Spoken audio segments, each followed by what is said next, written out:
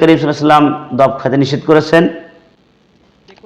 রাসূল করিম সাল্লাল্লাহু আলাইহি ওয়াসাল্লাম এর কাছে একদিন গুই সাপের গোশত এনে রাসূল করিম সাল্লাল্লাহু আলাইহি ওয়াসাল্লামকে ভুনা করে দেওয়া হলো। পরে মাইমুনা রাদিয়াল্লাহু তাআলা আনহা বললেন, নবী কি আপনি কি জানেন এটা কি কের গোশত? আলহামদুলিল্লাহ, বিশেষ একটা বিষয় নিয়ে ভাইরাল হয়েছে। আর সৌদি আরবে বাঙালি এক ছেলে তার কফিলের জন্য একটা সান্ডা বা দব ধরেছে। এখন অনেকেই প্রশ্ন করছেন, হুজুর এই বিষয়ে কি বলে, এটা কি খাওয়া যাবে কি যাবে না? তো কোনো জিনিস হালাল হারাম বিষয়ে আমরা জানতে হলে কোরআন এবং হাদিস সেটা খুঁজতে হবে।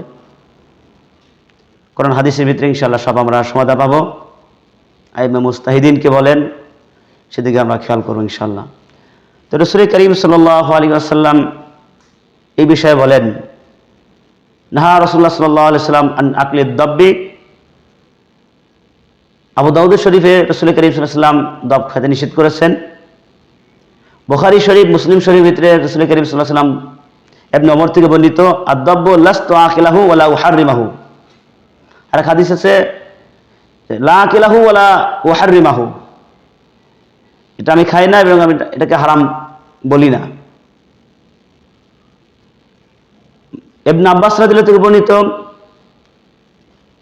যে রাসূল করিম সাল্লাল্লাহু আলাইহি ওয়াসাল্লাম এর কাছে একদিন গুই সাপের গোশত এনে রাসূল করিম সাল্লাল্লাহু আলাইহি ওয়াসাল্লামকে ভুনা করে দেওয়া হলো। পরে মাইমুনা রাদিয়াল্লাহু তাআলা আনহা বললেন, নবী কি আপনি কি জানেন এটা কি কের গোশত? পরে আল্লাহর নবী যখন জানলেন, ফারাফা রাসূলুল্লাহ সাল্লাল্লাহু আলাইহি ওয়াসাল্লাম ইয়াদাহু আনিদ দাব্বি, রাসূল করিম সাল্লাল্লাহু আলাইহি ওয়াসাল্লাম সেটা সরাইলেন। সাহাবী প্রশ্ন করলেন, ওগো নবীজি তাহলে কি এটা কি খাওয়া কি হারাম? আল্লাহর নবী বললেন, এটা আমার অঞ্চলে এটা প্রচলন নাই, তোমরা খাইলে খাইতে পারবো, এটা আমি খাবো না, এটাকে আমি হারামও ঘোষণা করব না। তো গুই সাপ এটা আমরা মোটামুটি অনেকেই চিনি। গুই সাপ, কেউ বলে এটা গুই সাপ, কেউ বলে দব, আবার কেউ বলেন সান্ডা। টিকার ভিতরে পাওয়া যায় যে গুই সাপ সাধারণত ইয়াইশু সাবুমিয়াতুস সানা, 700 বছর জীবনযাপন করে, 700 বছর প্রায় 700 বছর মতো হায়াত পায়। ওয়ালা ইয়াশরাবুল মা, গুই সাপ পানি পান করে না, যদিও পানিতে থাকে পানি পান করে না।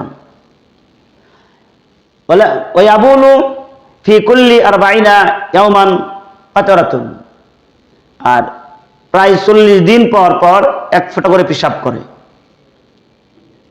এই গুই সাপ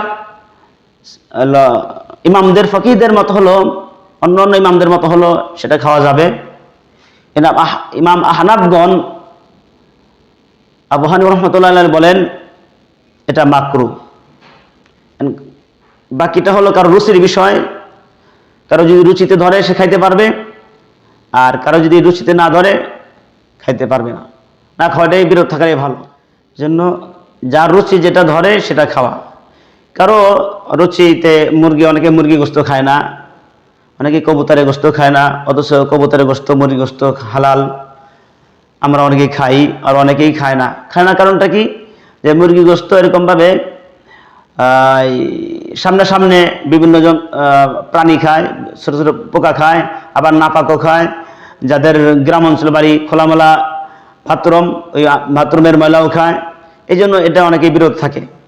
বাকি রাসূল করিম সাল্লাল্লাহু আলাইহি ওয়াসাল্লাম হাদিসে ইয়াকুল লাহমাদ দাজ্জাজ, রাসূল করিম সাল্লাল্লাহু আলাইহি ওয়াসাল্লাম দাজ্জাজ খেয়েছেন, দাজ্জাজ মুরগি। ওয়ান আবি মুসা قال রাআইতু রাসূলুল্লাহ সাল্লাল্লাহু আলাইহি ওয়াসাল্লাম ইয়াকুল লাহমাদ দাজ্জাজ। আবু মুসা আশআরী রাদিয়াল্লাহু আনহু বর্ণিত, তিনি বলেন আমি রাসূল করিম সাল্লাল্লাহু আলাইহি ওয়াসাল্লামকে মুরগির গোশত খাইতে দেখেছি। এই জন্য কারো রুচি, বাকি কেউ খাইলে খাইতে পারবেন, না খাইলেও আলহামদুলিল্লাহ বিরত থাকতে পারবেন। এটা খাওয়া কোনো অত্যাবশ্যক নয়।